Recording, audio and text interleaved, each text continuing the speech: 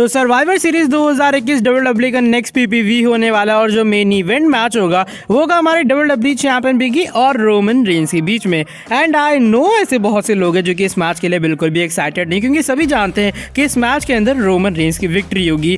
लेकिन मे भी एक बड़ा ट्विस्ट आ सकता है मैच के अंदर, क्योंकि रिसेंटली एक मेगा मैच टीज हो चुका है सर्वाइवर सीरीज के मेन इवेंट के लिए और बिगी और रोमन रेंस के मैच में आ सकते हैं बड़े चेंजेस। तो उसके बारे में डिस्कशन होगी वीडियो के अंदर। रिसेंटली पेज ने भी डिमांड की कि डब्ल्यूडब्ल्यूई एक बार फिर से हायर करें नाया जैक्स को कंपनी के अंदर। केरन क्रॉस ने भी उड़ाई है डब्ल्यूडब्ल्यूई की धज्जियां और कहा कि भैया जो हेलमेट है वो सही में काफी ज्यादा कचरा था जो कि उनको डब्ल्यूडब्ल्यूई के टाइम पे दिया गया। और एक न्यू शील्ड भी आ चुकी है डब्ल्यूडब्ल्यूई ने, और एक रिसेंटली फैक्शन ने क्लेम किया इस बात को कि वो डब्ल्यूडब्ल्यूई के अंदर एक न्यू शील्ड है। So without wasting any time let's begin this video. तो वीडियो को शुरू करते हैं पहले फॉर्मर डब्ल्यूडब्ल्यूई सुपरस्टार केरन क्रॉस के साथ में। अब केरन क्रॉस डब्ल्यूडब्ल्यूई के अंदर थे, लग ऐसा रहा था कि मेन इवेंट से नैरो तक जाएंगे, लेकिन विंस मैकमैन ने कहा आज ही घंटा मैं तुम्हें डब्ल्यूडब्ल्यूई से रिलीज करता हूं। लेकिन रिसेंटली जो फैन है केरन क्रॉस को उनके सोशल मीडिया प्लेटफॉर्म के ऊपर एक कमेंट करता हुआ नजर आता है, उसको स्क्रीनशॉट आप लोग देख पा रहे होंगे। और वो केरन क्रॉस से कहता है मैं कभी कभी ये इमेजिन करता हूं अगर तुम्हारा जो डब्ल्यूडब्ल्यूई के गियर वाला हेलमेट है वो मेरे पास आ जाता।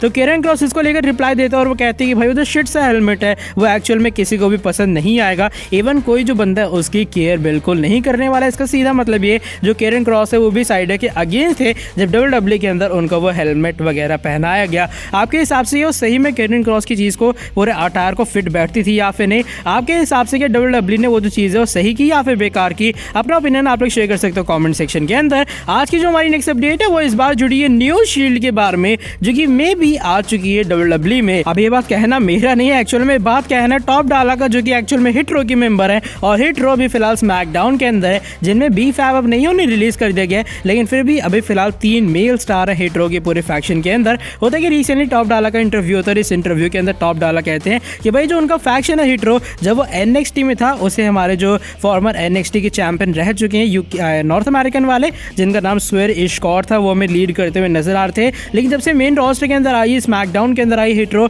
तब से ये बातें देखने में लग रही है कि जो टॉप डाल है वो एक्चुअल में लीड कर रहे हैं स्मैकडाउन के अंदर हिट रो को, और ये चीज काफी लोगों का कहना है कि शक करती है। इससे अच्छा जो एनएक्सटी में बंदा लीड कर रहा था उसे ही लीड करनी चाहिए मेन रोस्टर में। लेकिन टॉप डाला कहते हैं जो हमारी हिट रो है वो डब्ल्यूडब्ल्यूई के अंदर मेन रोस्टर में एक शील्ड फैक्शन की तरह है, आप उसे डब्ल्यूडब्ल्यूई की न्यू शील्ड भी कंसीडर कर सकते हो। 3 मेल सुपरस्टार जो कि अपनी अपॉर्चुनिटी की तलाश कर रहे हैं, वो एक परफेक्ट मोमेंट का तलाश कर रहे हैं कि उन्हें अपॉर्चुनिटी मिले और वो अपने आप को प्रूव करें। और हाँ, बात रहती लीडर के बारे में, शील्ड की तरह हमारे फैक्शन में कोई भी लीडर नहीं है क्योंकि हम तीनों सेम लेवल के हैं, बस हमारे पास कैलिबर तो है, हमें एक अपॉर्चुनिटी चाहिए अपने आप को प्रूव करने की। यही चीज शील्ड में थी। ना रोमन रेंस कैप्टन थे, ना सेथ रॉलिंस कैप्टन थे, और ना ही former WWE superstar Dean Ambrose, उसमें भी कोई कैप्टन नहीं था, उसमें भी कोई लीडर नहीं था। हमारे हिट रो फैक्शन में भी कोई लीडर कोई फैक्शन नहीं है, इसलिए अल्टीमेटली आप इसे एक न्यू शील्ड कंसीडर कर सकते हो। क्या आपके हिसाब से आने वाले टाइम में जो शील्ड का लेवल है उसे हिट रो कभी भी हिट कर पाएगी या फिर उसकी बराबरी कर पाएगी? अपना ओपिनियन आप लोग शेयर करना कमेंट सेक्शन के अंदर।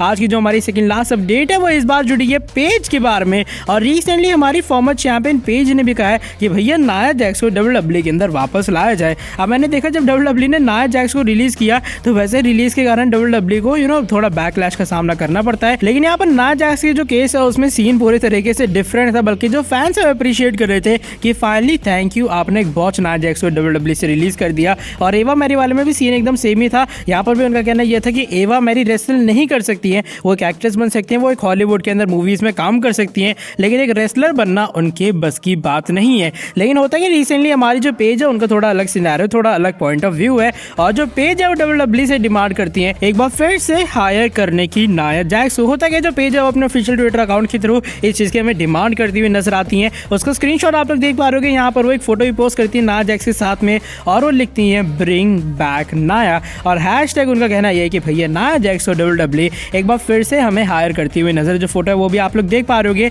जहाँ पर एक ट्रॉली टैप के ऊपर आपको पेज और नाया जैक्स दिखाई दे रही है, और कुल मिला के पेज का कहना यह है कि भैया डब्ल्यूडब्ल्यूई को एक बार फिर से नाया जैक्स को हायर करना चाहिए। क्या आपके हिसाब से भी पेज सही है? क्या आपके हिसाब से भी डब्ल्यूडब्ल्यूई को एक बार फिर से नाया जैक्स को हायर करना चाहिए या फिर नहीं? अपना ओपिनियन आप लोग शेयर कर सकते हो कमेंट सेक्शन के अंदर। लेकिन अब हम लोग बढ़ लेते हैं आज की हमारी नेक्स्ट एंड फाइनल अपडेट की तरफ, और इस बार ही जुड़ी है सर्वाइवर सीरीज 2021 के बारे में। अब मेन इवेंट के अंदर जरूर हमारे universal champion Roman Reigns tribal chief होंगे, लेकिन आई नो ऐसे बहुत से कम लोग हैं जो कि एक्साइटेड होंगे इस वाले पूरे मेन इवेंट मैच के लिए, क्योंकि अल्टीमेटली सभी जानते हैं कि रोमन रेंस नहीं हारेंगे सर्वाइवर सीरीज के अंदर। अंदर और बिगी के हाथ में ही आने वाली विक्ट्री। लेकिन रिसेंटली हमारे फॉर्मर WWE चैंपियन, फॉर्मर लौंडियाबाज जो हमारे हर्ट बिजनेस के मेंबर हैं यानी कि बॉबी लैशली, वो इस बात को क्लेम करते हैं कि मे बी सर्वाइवर सीरीज में एक मेगा ट्विस्ट आ सकता है और काफी बड़ा मैच हो सकता है, मेन इवेंट मैच, और मे बी ये हो सकता है New Day versus Bloodline versus Hurt Business के बीच में। आईना सुनने के बाद ही काफी हाइप लग रहा होगा ना सर्वाइवर सीरीज के लिए अगर ये वाला मैच हो जाता है।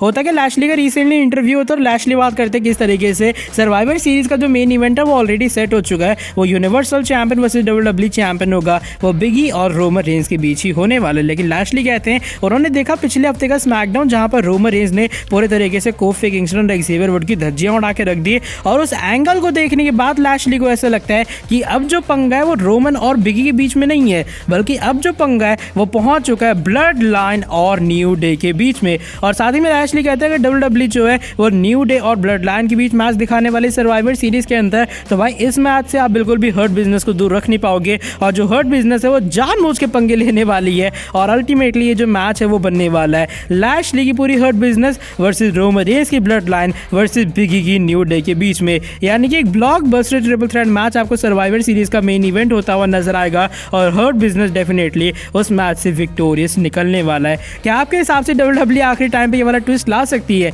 अगर एक्चुअल में ऐसा होता है तो हाँ, सर्वाइवर सीरीज के मेन इवेंट के लिए पूरी दुनिया एक्साइटेड हो जाएगी। अगर WWE यहाँ पर New Day versus Bloodline versus Hurt Business करवाती है एक एलिमिनेशन मैच, सुनने में काफी एक्साइटिंग लग रहा है। और क्या आपके हिसाब से WWE को करना चाहिए या फिर WWE को रोमन और बिगी का ही मैच रखना चाहिए मेन इवेंट के अंदर? अपना ओपिनियन आप लोग शेयर करना कमेंट सेक्शन के अंदर। आज की वाली वीडियो बस यहीं तक थी। वीडियो पसंद आई आपको पता है क्या करना है, लाइक करना है, वीडियो को सब्सक्राइब करके बेल नोटिफिकेशन को ऑन कर देना है। बाकी मैं मिलता हूँ आपसे नेक्स्ट वीडियो, जो भी बोल गया नेक्स्ट वाली वीडियो के अंदर। Till then bye bye, take care.